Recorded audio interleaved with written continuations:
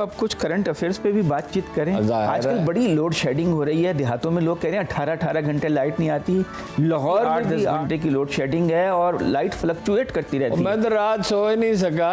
اچھا, بجلی آتی تھی, بجلی جاتی تھی. ہوٹل میں تھے, وہاں بھی لائٹ جاتی. بجلی آ رہی تھی, بجلی جا رہی تھی, بجلی آ رہی تھی. بڑی آوارہ ہو گئی ہے بجلی, آتی جاتی رہتی ہے. وہ جب آوارہ حکومتیں ہوں گی تو بجلی بھی آوارہ ہوگی نا. وہ تو دیکھیے نا, بات یہ ہے کہ اس وقت بڑی سختی اور پابندیاں ہیں اور نام تک لیا نہیں جا سکتا, ورنہ جتنی مہنگائی ہے اور بجلی کی جو لوڈ شیڈنگ ہے اور جو 6 مہینے اسحاق ڈار صاحب نے ضائع کیے, اگر تحریک انصاف 8 مہینے ضائع کیے اور اس میں ڈالر کی قیمت میں اتنا اضافہ ہوا اور عام آدمی پہ اتنا بوجھ پڑا اور انڈسٹریز بری طرح برباد ہوئی کہ اگر تحریک انصاف کو کام کرنے کی آزادی ہوتی تو ان کو اٹھا کے پھینک دیتے چند ہفتوں. تو وہ 30,000 یونٹ بجلی چاہیے اور 22,000 پیدا ہو رہی. جب ان کی باتیں سنیں تو ایسا لگتا ہے کہ بجلی کے منصوبے میں تو پاکستان امریکہ سے بھی آ گیا ہے. بھائی سادہ سے اعداد و شمار ہیں. وہ اس کے چیئرمین نے جا کے سینٹ کو بتایا پیمرا کے کہ پیمرا کی نہیں سوری وہ اوگرا یا وہ جو نیپرا کے سوری نیپرا کہ 20,000 یونٹ بجلی ہم پیدا کر رہے ہیں اور 30,000 کی ڈیمانڈ ہے. 30,000 کی ڈیمانڈ ہے. اور جو بات نہیں بتائی اور غالباً انہوں نے پوچھی یا نہیں پوچھی, وہ یہ ہے کہ 25% تو چوری ہوتی ہے. یعنی 5 سال لائن لاسز بہت زیادہ ہیں, عدم ادائیگی بہت ہے. لائن لاسز بہت زیادہ نہیں ہیں, چوری بہت زیادہ. اچھا, اصل میں زر مبادلہ نہیں ہے 5% ہوتا ہے کہ گیس خریدیں. مبادلہ نہیں ہے. ایران کے ساتھ گیس کا کانٹریکٹ ہے جو میں بارہا عرض کیا ہے کہ اگر 3 مہینے 4 مہینے کی لابنگ کی جائے تو عراق کو انہوں نے اجازت دی ہے, ہاں تو ہمیں کیوں اجازت نہیں دیں گے. تو لیکن ڈرے سہمے ہوئے لوگ.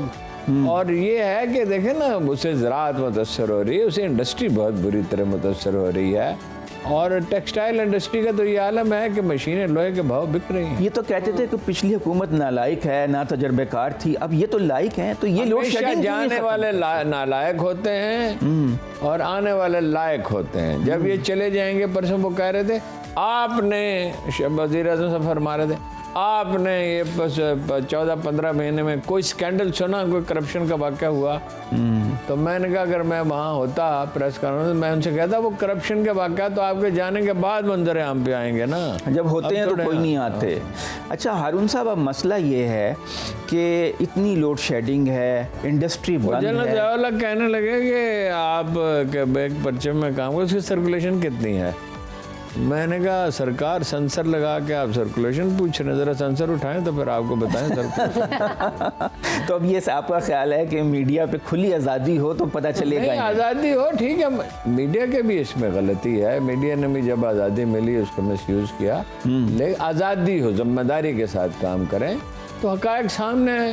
بس دنیا میں قائد اعظم بھی اس پہ اصرار کرتے. قائد اعظم نے ایک دفعہ ایک ایسے اخبار رمیز کو کھانے پہ بلایا جو ہمیشہ ان پہ تنقید کرتا تھا. وہ حیرت زدہ رہ کے اس نے کتاب لکھی, وہ پارسی تھا, مسلمان ہو گیا, اور اس کی آٹو بایوگرافی کا نام بڑا دلچسپ ہے, دین کمز حضرت علی. خواب میں جناب علی کرم اللہ وجہہ کو دیکھا, مسلمان ہو گیا. تو اس نے حیرت سے پوچھا کہ مجھے کیوں بلایا؟ تو انہوں نے کہا اس لیے کہ میں جانتا ہوں کہ تم ایک دیانتدار آدمی ہو, تمہاری رائے مختلف ہے. تو وہ تو کہتے تھے, اور ساری دنیا جانتی ہے, جرنلزم آزاد نہیں ہوگا اور عدلیہ آزاد نہیں ہوگی تو کبھی توازن پر قائم ہو ہی نہیں سکتا, عدل کبھی قائم ہی نہیں ہو سکتا. یہ کیا عدل ہے؟ دونوں اداروں یہ کیسا عدل ہے؟ پہلے کہتے تھے نیب قانون جو ہے کالا ہے, 14 روز سے زیادہ جسمانی ریمانڈ نہیں ہونا چاہیے. انہوں نے ترمیم کر کے 32 ترامیم کر کے اپنے کیسز ختم کرا لیے, 14 دن کا ریمانڈ کر دیا, اب پھر ترمیم کر کے اسے 30 دن کر دیا. یہ کیوں کر؟ اس لیے کہ پرسن اسپیسیفک ہے نا. پہلے اپنے مقدمات ختم کرنے تھے, یعنی جس دن وزیر اعظم پہ فرد جرم عائد ہونی تھی اس دن وہ وزیر اعظم بن گئے.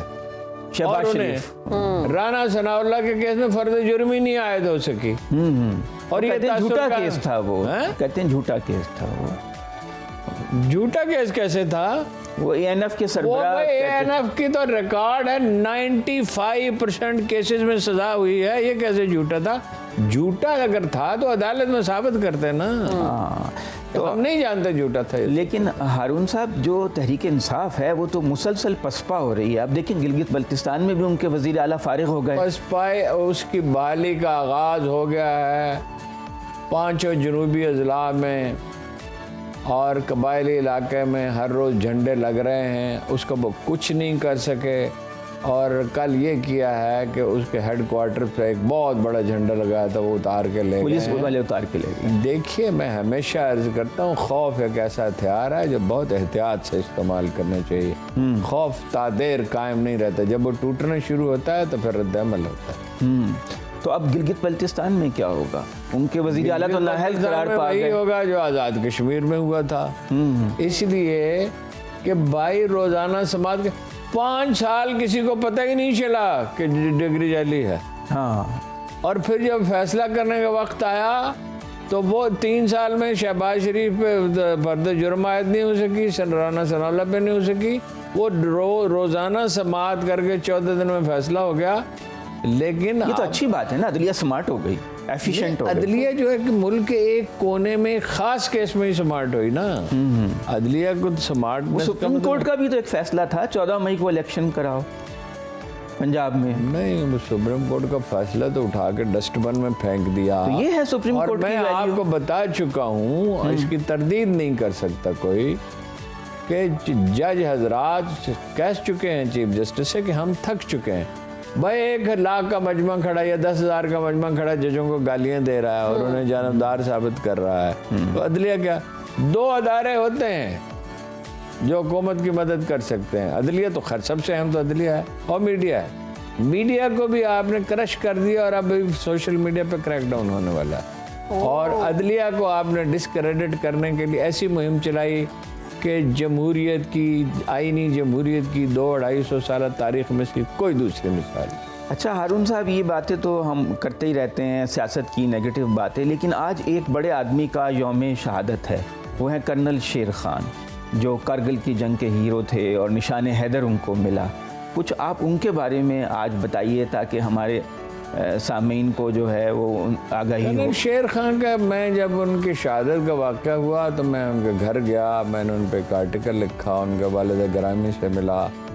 وہ ایک خاموش طبع آدمی تھے، لیکن پھر جو تفصیلات معلوم ہو سکیں وہ بڑی حیرت کن تھی۔ ان کے دادا نے جنگ آزادی میں حصہ لیا تھا کشمیر میں، اور ٹریڈیشن چلی آتی تھی۔ سوابی سے تھے وہ؟ جی سوابی سے، ایک گاؤں میں۔ تو وہ کرنل شیر خان جو تھے نا، وہ بچپن ہی سے، شروع ہی سے ان کا رجحان ہے، سب نام ہی کرنل ان کے دادا نے رکھا۔ تو وہ اس کا جو سب سے عجیب واقعہ، 2 واقعات بڑے حیران کن ہیں۔ ایک واقعہ تو یہ ہے کہ وہ تنہا انڈین کیمپ میں چلے گئے۔ واہ، اور بہادر نڈر آدمی۔ وہ آپ نے ان کی سمجھ میں نہیں آیا کون آدمی ہے۔ تو وہاں سے پھر وہ یادگار گیا، اور وہ افسر پریشان تھے کہ بھئی یہ عجیب آدمی ہے، بغیر اجازت کے چلا گیا۔ تو وہ فوج میں تو بڑا ڈسپلن ہوتا ہے، تو پھر نشانی کے طور پہ وہاں سے کچھ وردیاں اور کچھ چیزیں اور بہت سی اٹھا لائے۔ اور دوسرا یہ، جب ان کی شہادت ہوئی تو خود انڈین آرمی انہوں نے بہت خراج پیش، جنرل کیا تھے، کرنل تھے، بریگیڈیئر تھے، باجوہ جو تھے جی اپنا انڈین آرمی کے، تو انہوں نے ان کی جیب میں وہ ایک جسد خاکی میں وہ لکھا کہ ایسا افسر میں نے نہیں دیکھا۔ اور وہ جو لوگ آئی وٹنس ہیں وہ بتاتے ہیں کہ اس طرح انہوں نے قیادت کی۔ ویسے آپ کو پتہ ہونا چاہیے، واقعی شیر تھے۔ پاکستان آرمی میں افسروں کی شہادت کا تناسب ساری دنیا سے زیادہ ہے، کیونکہ وہ they lead from the front۔ Leading from the front. Major Nadir Parvez سے ایک دفعہ میں نے پوچھا، جنہیں دونوں جنگوں میں سے اپنا ملا ہے ستارہ جرت، کہ کیا آپ کی فوج میں آپ سے بھی زیادہ کوئی بہادر آدمی تھا جس پہ آپ نے رشک کیا؟ انہوں نے کہا ایک، ایسے بے شمار لوگ تھے۔ میں نے کہا مثال کے طور پہ، ان کی آنکھیں بھر آئیں، اور انہوں نے کہا میرا ایک دوست تھا، اب یاد نہیں 65 کی وار کی بات کر رہے تھے، 71 کی، اور کہا کہ 3 دن وہ سویا ہی نہیں، اور وہ تازہ دم تھا۔ تو ہم نے اس سے کہا کچھ دیر کے لیے سو جاؤ، تو اس نے کہا there will be enough time to sleep in grave۔